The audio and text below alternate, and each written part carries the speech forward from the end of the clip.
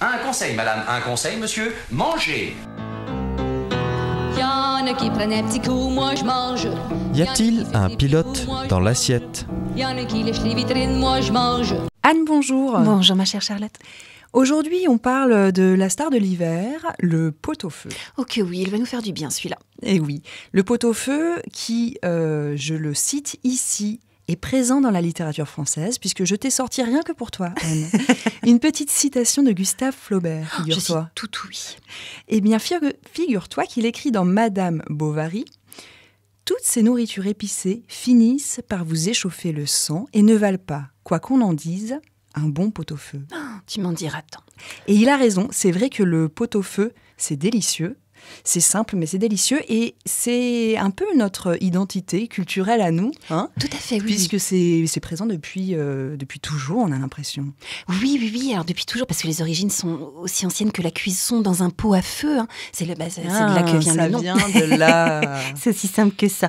Donc le principe, c'est un bouillon aromatique. Et dans les temps anciens, le bouillon aromatique, c'était les herbes sauvages auxquelles on a ajouté, avec les débuts de l'agriculture, des légumes, les raves, pour commencer. Et puis plus tard, le pain.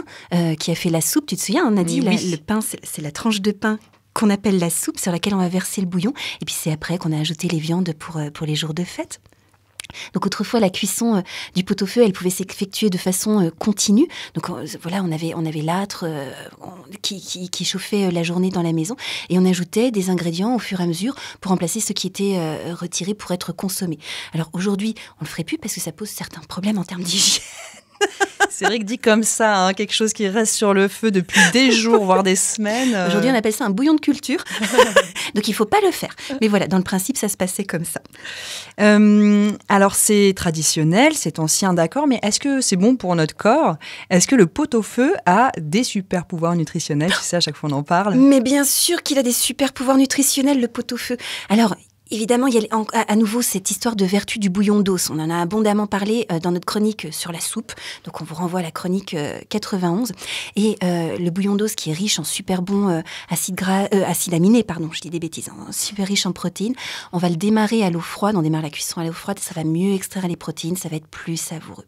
Et puis, le pot-au-feu, c'est intéressant aussi parce que c'est un plat complet. Il va nous apporter tout type de nutriments. On va avoir des protéines, on va avoir des graisses, on va avoir des glucides, des vitamines, des minéraux. Donc, on a tout en un. Et ça, c'est formidable. Le pot-au-feu, par contre, c'est un peu long à préparer.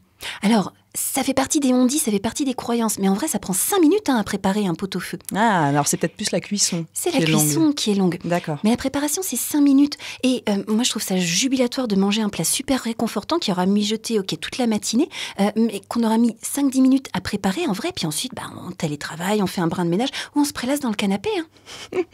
Tout simplement. C'est vrai, il faut du temps pour lui donner toute sa saveur, en fait. Pour lui donner sa saveur, et surtout, parce qu'on va en reparler, il s'agit de viandes à cuisson longue qui ont besoin de mijoter longuement pour pouvoir s'attendrir et devenir délicieuses. Une autre croyance peut-être, on dit que c'est gras le pot-au-feu. Et oui, on dit que c'est gras, mais c'est pas vrai.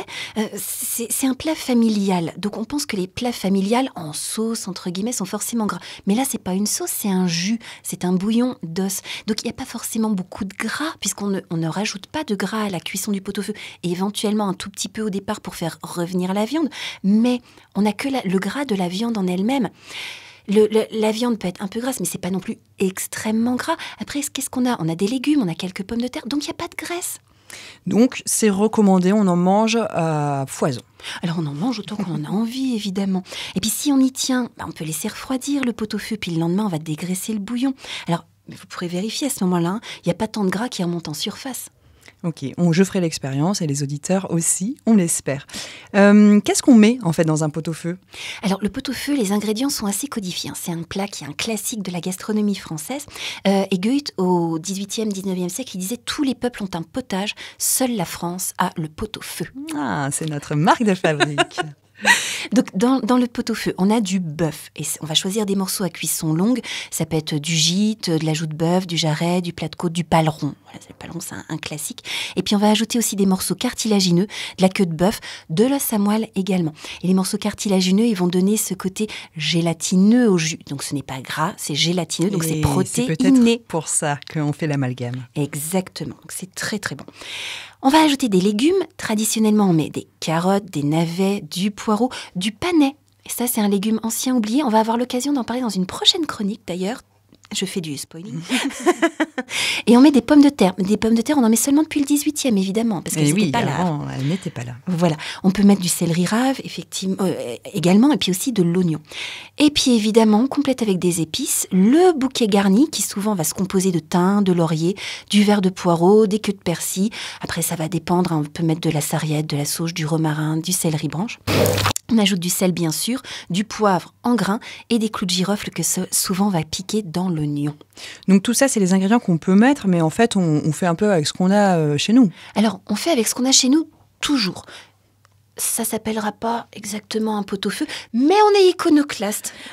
Et on s'adapte. Ça veut dire que le pot-au-feu, si on veut qu'il soit vraiment celui de la gastronomie française, doit contenir les ingrédients que tu nous as présentés ici. Exactement. Et je te remercie de poser la question parce que là, je sens ce que ça fait dans ma tête. Moi, en général, je suis pas une recette.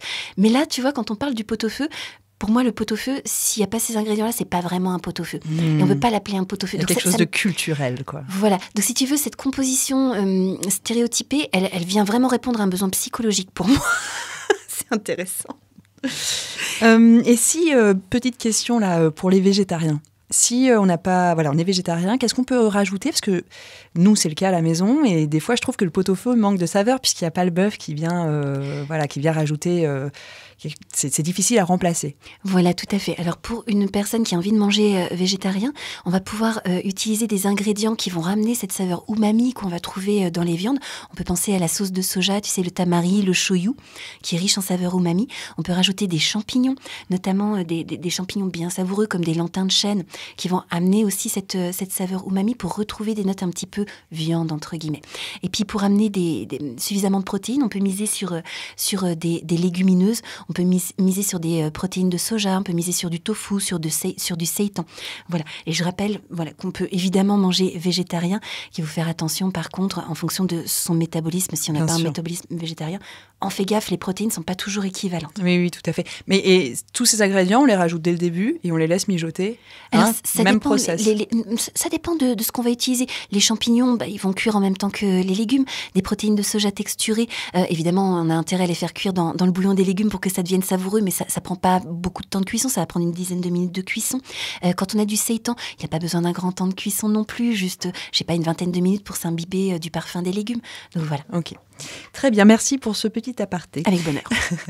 Le pot-au-feu, alors bon, ça c'est la recette traditionnelle, mais je suppose qu'il y a quand même des stars du pot-au-feu, des recettes un peu... Il y a des recettes un petit peu mythiques, parce que voilà, dans l'histoire de la gastronomie, des fois on fait des extras, des choses un petit peu extraordinaires. Donc il y a un article que j'ai trouvé superbe sur un site qui s'appelle singulars.fr, donc je vais vous en lire des extraits. Ils vont nous parler par exemple d'un pot-au-feu en 4 services, d'un certain Dodin Bouffant. Donc on parle d'une recette pléthorique qu'Alexandre Dumaine avait mise à l'honneur dans son restaurant de la Côte d'Or à Saulieu.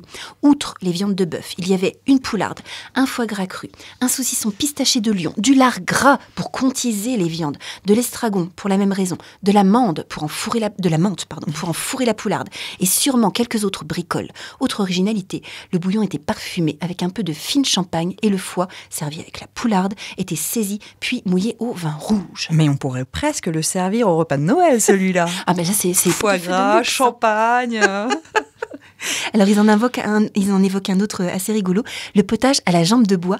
Donc là, c'est un pot-au-feu dense où se côtoient de nombreuses viandes, jarret de bœuf, jarret de veau, volaille de Bresse, poule faisane, mais aussi un os à moelle très long, d'où son nom de jambe de bois. D'accord, celui-là, il est pour les pirates. Est-ce que tu aurais des petites astuces pour améliorer le pot-au-feu quand on est dans notre cuisine et qu'on a envie, nous aussi, d'être un chef? Mais oui, le rendre encore plus meilleur que bon. Ouais, voilà, exactement. Alors, il y a un truc que je trouve important, c'est de retirer les légumes dès qu'ils sont cuits. Parce qu'un légume très cuit, c'est un légume qui devient flottasse. De toute façon, il n'y a plus rien de nutritif dedans, tout est passé dans le bouillon. Il n'a plus de texture, il n'a plus de saveur en lui-même, donc c'est pas intéressant. Donc, soit on les retire dès qu'ils sont cuits, soit on les ajoute seulement 30-45 minutes avant la fin de la cuisson en gros morceaux pour qu'ils aient encore de la texture et de la saveur. Super, ça c'est à retenir. Absolument. Merci Anne. Autre chose, on dit que le pot-au-feu il est meilleur le lendemain. Alors, j'ai cherché pourquoi c'était vrai. Donc il y a des gens qui disent que ça rend les viandes plus moelleuses, d'autres qui disent qu'il y a une meilleure osmose de saveur. J'ai pas bien compris quelle réaction chimique faisait ça. Mais j'ai pu constater que c'est vrai. C'est meilleur le lendemain, c'est plus rond quand c'est réchauffé. Donc il vaut mieux le cuire la veille et le consommer le lendemain. Ce qui est le cas pour d'autres plats aussi, hein. Mais bien les sûr, lasagnes, les gratins. Absolument, absolument. Il y a une forme de régression en fait, et ensuite on réchauffe et tout semble s'harmoniser. Oui, tout à fait. Ouais. C'est plus vif, c'est plus agressif pour les... Des fois c'est un peu paf pour l'estomac, je sais pas. Non mais c'est imagé, on a compris. Voilà, c'est pas scientifique mais on se comprend. Alors, autre chose, les os à moelle, on va les frotter de sel fin sur leurs deux extrémités et ça va empêcher la moelle de s'échapper. Et c'est cool, parce qu'on va pouvoir déguster la moelle à la petite cuillère. D'accord. Ça nous rappelle une petite chronique de Sébastien Lazzaroni sur une araignée qui suçait comme ça le contenu de... Bon, je vous invite à l'écouter, elle est en podcast sur radioalto.info. Pas pendant que vous mangez, par contre. Voilà. C'était simplement pour faire un pont entre nos deux formidables chroniqueurs. Mais on salue ce gourmand de Sébastien. Alors, autre chose qui est merveilleux avec le pot-au-feu, c'est qu'on va le condimenter, on va le relever, on va le rafraîchir, ne serait-ce qu'avec une pincée de gros sel ou de fleur de sel, avec une cuillerée de moutarde, avec des cornichons, du réfort râpé, des pickles, une grémolata. Mais dis donc, on peut se permettre tout ça. Mais oui, tout ça. Alors la grémolata, c'est une petite persillade italienne avec du persil, de l'ail, des zestes de citron. Donc ça va beaucoup rafraîchir. Et moi, j'aime bien mettre les agrumes, tu sais, dans le pot-au-feu. On en a parlé dans la chronique sur l'orange. Vous allez retrouver sur mon blog une recette de pot-au-feu aux épices et aux zestes d'orange. C'est super sympa. Oh, ça sonne comme ça, absolument délicieux. Alors, qu'est-ce qu'on pourrait faire des restes? Tu sais, en général, un pot-au-feu, bon, on en fait, on le déguste, c'est super bon. Effectivement, le lendemain, on en remange et c'est encore meilleur. Mais le 3e jour, on commence à être un peu lassé du pot-au-feu. Exactement, ça a beau être super bon, manger 50 fois la même chose sous la même forme, c'est pas marrant. Donc, parenthèse, déjà, les restes, ils sont super faciles à emporter dans une lunchbox. Donc, on peut très bien s'emporter un reste de pot-au-feu dans une lunchbox. Pareil, on vous mettra un petit lien qui renvoie à une idée de lunchbox sur mon blog. Donc, lunchbox, on précise, hein, c'est pour emporter son repas de midi. Voilà, absolument, c'est la boîte à miam. La boîte repas. Avec les restes de pot-au-feu, on va faire un super hachis parmentier. On va effilocher la viande, faire une bonne purée de pommes de terre. On va hacher les légumes pour mettre avec la viande ou manger les légumes à côté. On va faire une merveilleuse terrine en gelée. Ah, intéressant. Ça, c'est sublime, qu'on va déguster avec une petite pointe de mayonnaise au citron. Ou alors, on va faire une salade en vinaigrette. On va le manger froid, ce bœuf, avec une bonne vinaigrette bien relevée, avec ses petits légumes à côté. Ça va être merveilleux. Le poireau du pot-au-feu, on va le manger en vinaigrette aussi. Eh bien oui, c'est vrai. On pense toujours à en faire quelque chose de chaud, mais finalement, froid, ça se déguste très bien aussi. Et ben voilà. Et puis le bouillon, c'est peut-être pas le meilleur du pot-au-feu, mais c'est quand même vraiment un must. Donc le bouillon, on va le manger avec des vermicelles, on va l'utiliser pour faire une base de risotto, d'une autre soupe, etc. Incroyable, tout se transforme. Tout se transforme, se renouvelle et émoustille nos papilles. Merci beaucoup Anne pour cette chronique absolument sublime sur le pot-au-feu qui nous révèle bien des surprises. Et je reste quand même sur ma préférée, le pot-au-feu aux 4 services de Dodin Bouffant avec du champagne, du foie gras et plein d'autres surprises. Vous pouvez l'essayer pour les fêtes de Noël. Et nous envoyer un petit mot au passage à Radio Alto. Avec bonheur. On sera ravis. Merci beaucoup Anne et à la semaine prochaine. La semaine prochaine, on abordera le pané justement, comme tu l'as annoncé tout à l'heure. Merci Anne, à la semaine prochaine.